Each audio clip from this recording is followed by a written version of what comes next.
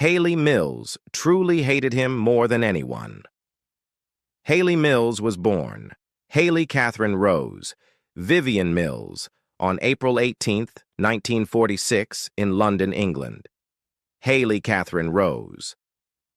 Vivian Mills was quite literally born into the world of entertainment. She was the daughter of renowned British actor Sir John Mills, a pillar of British cinema, and playwright and novelist Mary Hayley Bell, whose creativity and literary sensibilities helped shape Hayley's early development.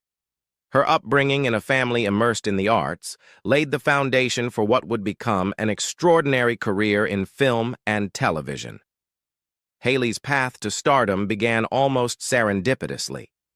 At just 12 years old, she was discovered by director J. Lee Thompson while attending boarding school, and soon found herself cast in the role of Gilly in the 1959 British crime drama Tiger Bay. Her nuanced performance alongside her real-life father was met with critical acclaim, signaling the arrival of a fresh new talent. This breakout role not only won her a BAFTA award for Most Promising Newcomer, but also caught the attention of Walt Disney himself, who would soon offer her a starring role in what would become a timeless classic. In 1960, Hayley Mills made an indelible mark in cinematic history by starring as Pollyanna, the ever-optimistic orphan girl, in Disney's adaptation of Pollyanna. Her radiant performance earned her the very first Academy Juvenile Award, making her one of the youngest actors ever to receive an Oscar. Her embodiment of the wide-eyed, warm-hearted character endeared her to audiences of all ages and made her a household name almost overnight. Pollyanna's legacy of positivity and resilience became forever associated with Hayley's real-life personality, gracious, kind, and unwavering in the face of life's challenges. Following the massive success of Pollyanna, Hayley Mills quickly became the face of Disney's live-action films in the early 1960s. She starred in a series of beloved films including The Parent Trap, 1961, in which she famously portrayed twin sisters Susan and Sharon using innovative split-screen techniques. Her ability to create two distinctly different characters was nothing short of extraordinary for someone still in her early teens. The film became an instant favorite and has since remained a family classic for generations. Throughout the early to mid-1960s, Mills starred in a string of hits, including In Search of the Castaways, 1962, Summer Magic, 1963, The Moon Spinners, 1964, and That Darn Cat, 1965, solidifying her as the reigning Disney princess of her time. Her performances were always noted for their naturalism, effervescent charm, and emotional depth, which set her apart from many of her contemporaries. While many child stars struggled with transitioning to adult roles, Mills handled the pressures of fame with dignity and grace, even as she sought to evolve beyond her early image. However, Mills sought to evolve beyond the wholesome Disney image.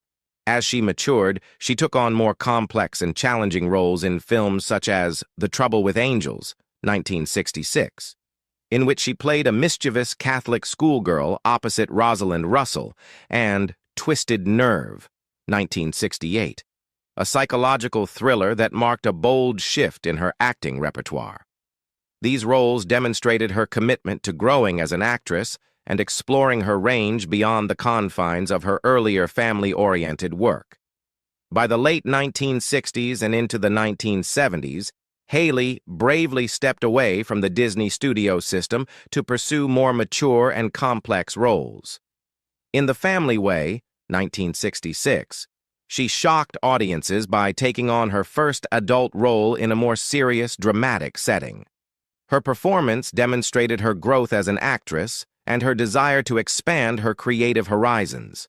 She continued to take on diverse roles in theater, television, and film, proving she was not just a child star, but a versatile and seasoned performer in her own right. Hayley also faced health challenges, including a courageous battle with breast cancer in the late 2000s, which she ultimately overcame with strength and optimism, qualities that have always defined her, both on screen and off. Her resilience in the face of adversity only deepened the admiration and love her fans have held for her over the decades.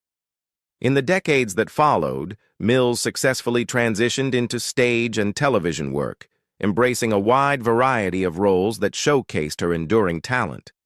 She starred in British series such as Wild at Heart, 2007 to 2012, which brought her acclaim from a new generation of fans and continued to appear in West End productions, demonstrating her versatility and commitment to live performance.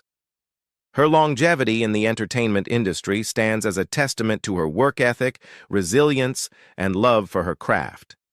In addition to her film and stage work, Hayley Mills has authored an acclaimed memoir titled Forever Young, in which she reflects on her journey through stardom, her family's legacy, and her personal evolution. The memoir offers a thoughtful, honest, and often humorous look at the life of someone who grew up in the public eye, yet always strove to remain grounded. In 1966, during the production of the British film The Family Way, Hayley Mills, who had just turned 20 years old and was transitioning from her image as a child star to more mature, dramatic roles, met the film's director, Roy Bolting. Bolting, a well-known British filmmaker and producer, was 33 years her senior at 53 years old, and part of the famous Bolting brothers filmmaking duo. Despite the considerable age difference and the potential for public scrutiny, the two developed a romantic relationship that soon became the focus of both media attention and industry gossip.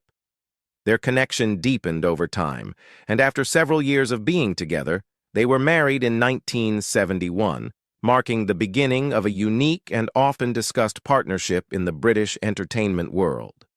As a married couple, they led a rather cosmopolitan lifestyle and established residences in two notable locations: a flat in the fashionable Chelsea district of London, a neighborhood known for its bohemian flair and artistic culture, and the picturesque Cobstone Windmill, an iconic and historic building located in Ibstone, Buckinghamshire, in the English countryside. The windmill, which would later gain further fame as a filming location for Chitty Chitty Bang Bang, served as a romantic and unconventional home for the couple. Eventually, the windmill was sold, possibly as part of their separation process. Their union produced a son, Crispian Mills, who would later go on to forge a successful career in music. Crispian became best known as the lead singer, songwriter, and guitarist for the psychedelic and raga rock band Kula Shaker, which rose to prominence in the 1990s with hits like Tatva and Hush. Through Crispian, Hayley Mills became linked to a younger generation of British pop culture and artistic expression, extending her legacy into the world of alternative rock. Despite this shared family success, the marriage between Hayley and Roy Bolting eventually unraveled, and the couple divorced in 1977 after 6 years of marriage. The reasons for their separation have often been speculated upon, but likely included the stresses of the age gap, differing life stages, and the changing dynamics of Mills's evolving career.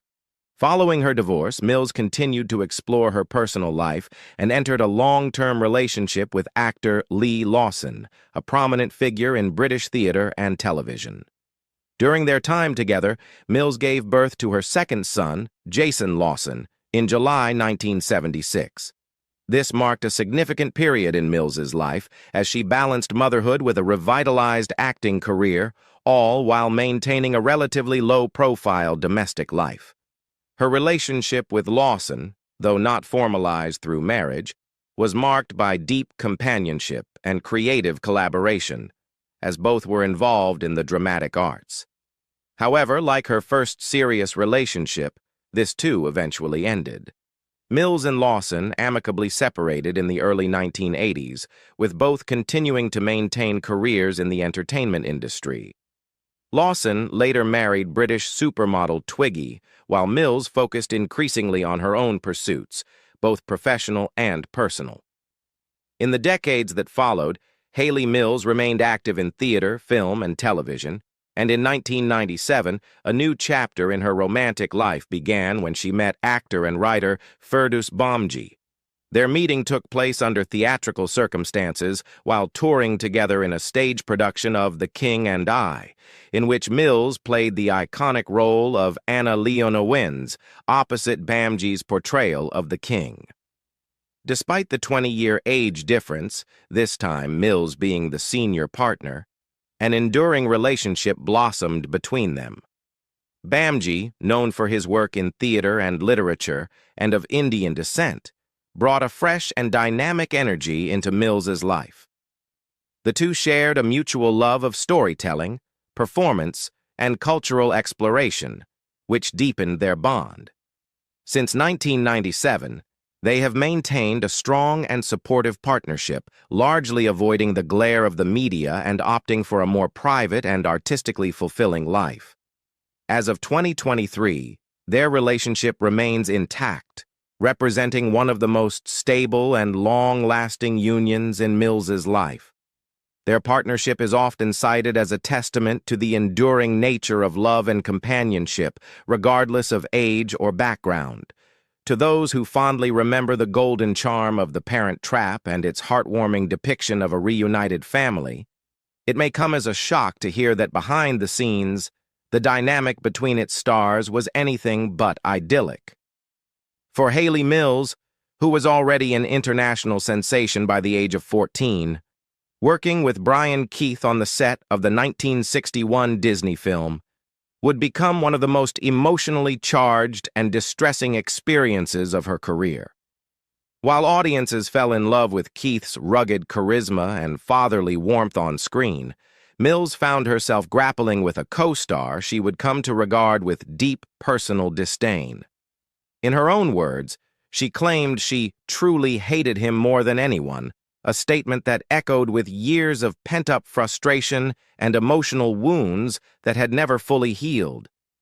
The animosity between Hayley Mills and Brian Keith reportedly began almost immediately upon meeting. Mills, a classically trained young actress from a respected theatrical family, valued precision, patience, and professionalism. Keith, on the other hand, was known for his brusque manner, sardonic humor, and impatience with what he deemed childish sensitivities. While he had a deep well of talent and experience, he possessed little tolerance for what he viewed as pampered child actors. From the start, he made little effort to hide his condescension toward Hayley, often referring to her as the Golden Goose, a biting remark aimed at her status as Walt Disney's favorite starlet of the moment. To the public, they were a charming father-daughter duo on screen. Behind the camera, however, their interactions were cold, clipped, and fraught with tension.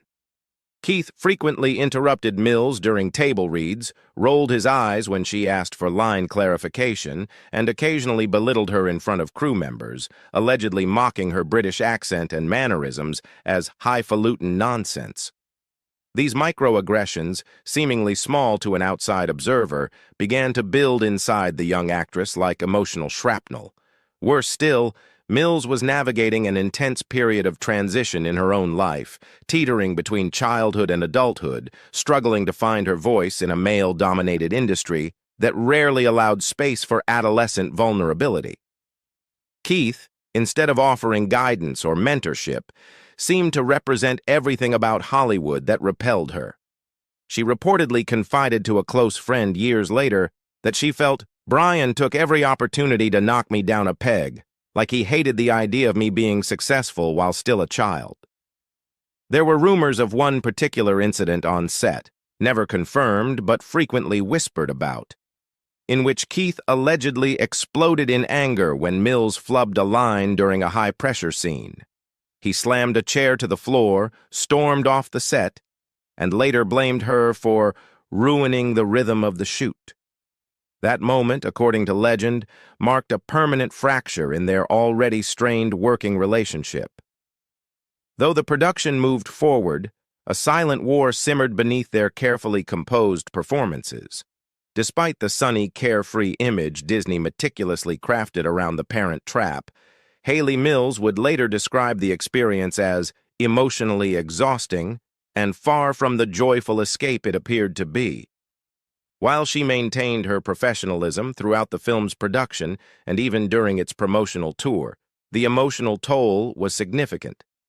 In interviews years later, when asked about her experience working with Brian Keith, her face would stiffen slightly, her voice lowering to a cool register. She never launched into a tirade, but her choice of words, measured, bitter, restrained, revealed volumes. "He was difficult," she once said. "He made it very clear I wasn't welcome in his space." The wounds left by her time with Keith lingered long after filming ended. Even as she matured and grew into more adult roles, Mills carried with her the emotional scars of being belittled by a powerful male figure at such a formative age. While she eventually found peace in her personal life and rediscovered her love of acting, there remained one name she could never utter without a chill: Brian Keith. To her, he was not just a difficult colleague. He was a symbol of everything she hated about the industry: the arrogance, the bullying, the cold dismissal of youth and sensitivity. In private correspondence, one letter unearthed years after her autobiography was released, Mills wrote simply, "He was the one person in this industry I truly could not forgive, not for what he did, but for how small he made me feel." In that confession lies the root of her deepest grievance. Brian Keith wasn't just someone she disliked. He was, in her view, the man who made her question her worth at the height of her stardom, and that was something she never forgot.